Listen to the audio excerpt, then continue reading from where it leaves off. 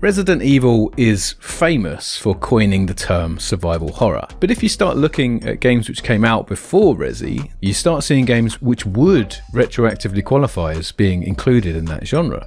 I made a video about how Resident Evil was inspired by Alone in the Dark. A lot of the things that Resi's remembered for, a spooky mansion, tank controls, fighting zombies, all that kind of stuff, a lot of that stuff actually originated in Alone in the Dark, this old PC game from 1992. Now, since I made that video, I've just thought about it more. And the more I've thought about it, the more I've convinced myself that it isn't just that Alone in the Dark inspired Resident Evil, but actually it's a whole load of horror games that all have their roots in Alone in the Dark. Alone in the Dark is this beautiful, layered lasagna of good ideas. It's a supernatural detective story. It's got this wicked Lovecraftian setting, and it's liberally seasoned with tense survival horror gameplay. Lasagna talk aside, right from the beginning, the only thing we're told is that there's been a suicide up at the old Derceto place, and the two characters that you can play as both have different motivations for going up there and investigating. Edward Carnby, the private investigator, is sent to find an old piano which an antiques dealer thinks might be worth some money. Emily Hartwood, who happens to be the niece of the fellow who killed himself, she also wants to find this piano because she thinks that it will contain her Uncle Jeremy's suicide note. Alone in the Dark starts with you walking up the garden path to the doors of the Derceto mansion. There's a shot where you're watching yourself come up the garden path through the POV of a monster. You can see its hands over the doorframe. I just love this. The game proper kicks off in the loft. The piano is your first clue. Mission accomplished. Let's go home. Without warning, you are immediately set upon by monsters, smashing through the window, coming up through the floorboards. Inevitably, you end up getting hurt. So now hurt and terrified with nowhere to turn, the only thing in your mind is, I've got to get out of here. That simple setting will soon open up and blossom into unknowable cosmic terrors, and that is what makes this game a quintessential Lovecraft experience. I appreciate that not everybody watching this video is gonna know who H.P. Lovecraft is, and I keep saying his name, so I'll just very quickly give you a bit of a rundown.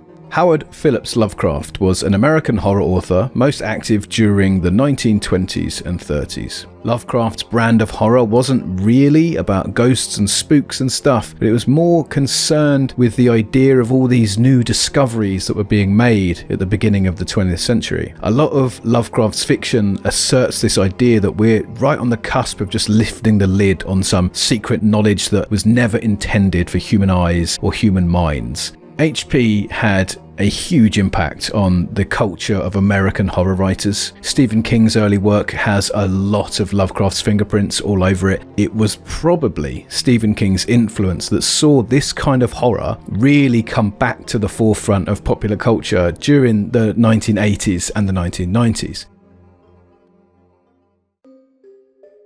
Alone in the Dark isn't actually the first adventure game based on the works of H.P. Lovecraft. In fact, there's even a couple of platform games which were inspired by old H.P., but I think this might be the first time cosmic horror is merged with the gumshoe detective vibe. Supernatural detective fiction in fact predates Lovecraft by quite a bit, but merging these two genres together, especially in a computer game, is something that I think Alone in the Dark did for the first time, and it's now a staple part of the whole survival horror thing.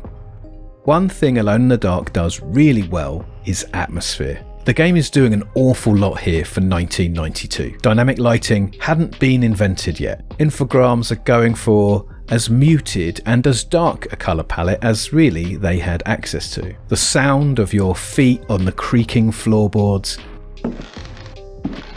spooks you out. Alone in the Dark is doing everything it can to ramp up the anxiety. You'll be exploring this mansion. Before you even open a door, you're thinking, what's in the next room? Have I got enough health? Have I got enough ammo?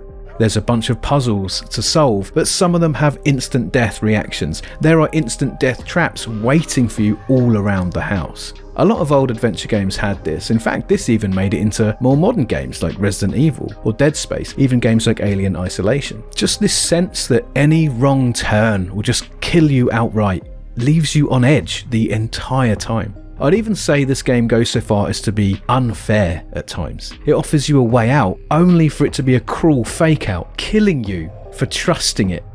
From that first section in the loft, the game is never on your side.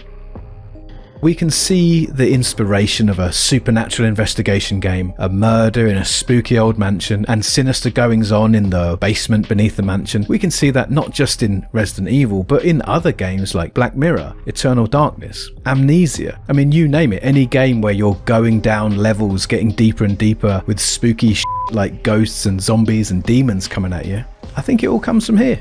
Alone in the Dark's story is pretty minimal on the face of it, unless you are willing to hunt down and read all the old books and the old letters and the diaries which are spread around the Derceto mansion. Like that letter in the loft, it is up to you to find them, and it's up to you to read them to figure out the history of the mansion. That is, of course, the books which just don't kill you outright for reading them. This is kind of rad because on the surface of it you can just go, oh cool, monsters. But if you're willing to spend more time here exploring this place, you're rewarded with a story of this slow but steadily unfurling, creeping horror. That is not dead which can eternal lie. As you progress further down the house, down the levels into the basement, reading more and more of these documents, uncovering the history of the mansion and progressing deeper physically and emotionally into the bowels of hell, you learn the true story of what this mansion was built on. You learn about what's going on down in that basement. A story of occult mysticism stretching back centuries and an ancient evil that dwells below the mansion waiting to be awakened. Much like The Shining or Lovecraft's The Cult, the exploration is what unpacks more and more terror, deepening your relationship with the horror and your relationship with the game itself.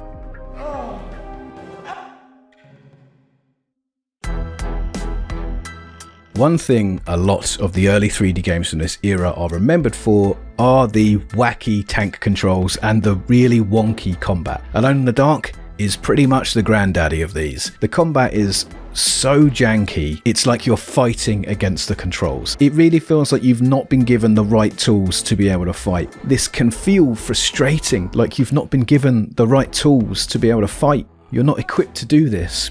But that's because you're not. Your characters aren't heroes. They're normal people trapped in a horrible situation. It makes every combat encounter feel close, frightening, desperate. Like it's always better to go around. It's always better to hide and just avoid fighting.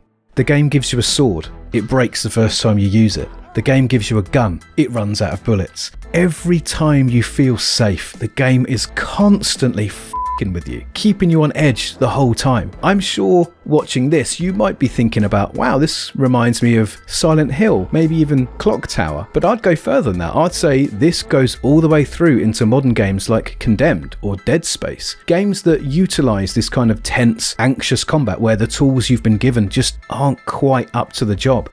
There's not even that many monsters in the whole game. They just live in your head rent-free. One mutant chicken turning up can put you into so much of a panic that you might as well just turn the PC off at the wall and just go to bed, mate. More modern games like Resident Evil did bolster up the gunplay. Alone in the Dark has 2 guns in the whole game. It has like 12 bullets, and it really just focuses on the idea that running and gunning really isn't your best option here. A lot of games since Alone in the Dark have taken this template, and actually some of them have removed combat altogether, or some of them have stressed that stealth is more important. Games like Alien Isolation, where you have to hide or create distractions. I feel like this is a more modern, maybe even a more sophisticated expression of the combat is really, really awful and hiding is just so much easier. If you know what you're doing, or if you're following a guide and you don't care about exploring the mansion, you can probably get through Alone in the Dark in about 2 hours. In fact, probably 2/3 of the rooms in the Derceto mansion don't have anything in them at all apart from storytelling stuff. But it isn't really a game that's designed to be played in 2 hours. It's not really that kind of experience. It's more like one of those you do a little bit better each time kind of deals. Having to learn every lesson the hard way, you might find yourself stuck in Derceto for weeks. Hell, maybe even years. Like an episode of The Twilight Zone or The X-Files or something. You're here stuck in this perpetual night for as long as it takes for you to figure it out. I wouldn't say that progress is grueling, but I would say it's definitely methodical. You want to use all the things you've learned before to make sure you don't make the same mistake again. F it, I'll say it, I don't have any video SES credentials to lose. It's like the DOS version of a Soulsborne. You stink! Finally, you find your way down into an ancient chamber deep below the mansion, confronted with an evil that won't let you leave until it is silenced forever. The finale involves fire, explosions, and a race to escape the place as it falls apart. Finally, you escape. You emerge into a new day. The sun rises. The horror is finally behind you. Or is it?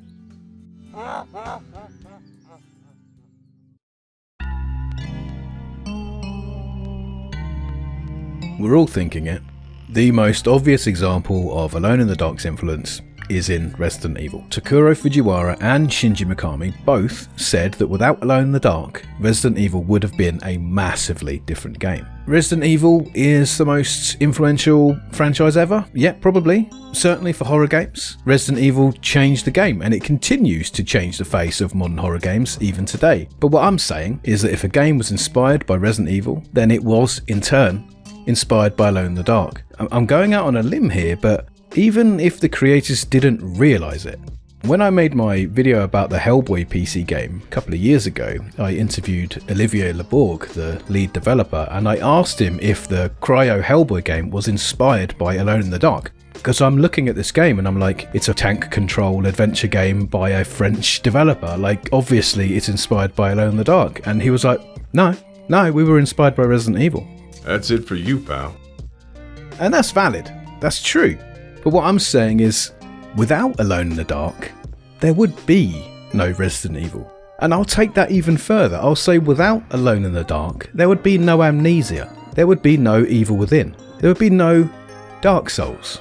I'm not saying that these games individually are directly inspired by Alone in the Dark. There's not a single linear path of this game was inspired by Resi, which was inspired by Alone in the Dark. What I'm saying is it's like a spider web. It's complicated. There are all these strands going out that all pull on each other, and that's kind of how inspiration works. But right in the middle, this fat, shiny spider is Alone in the Dark. All of these games, I would argue, are inspired by Alone in the Dark. Doesn't have to be mechanically, but what I mean is aesthetically, maybe even emotionally. What I'm saying is, if you're creeping down corridors, that's Alone in the Dark. If it's a crumbly old mansion, that's Alone in the Dark. If you're fighting zombies or ghosts and you've got limited resources, that's Alone in the Dark. If the story ends up being some bizarre cosmic head that's Alone in the Dark. Oh, you can't claim Luigi's, mate. I can. Now, obviously, I can just point at any modern game which uses Lovecrafty eldritch horror and go, oh yeah, Alone in the Dark.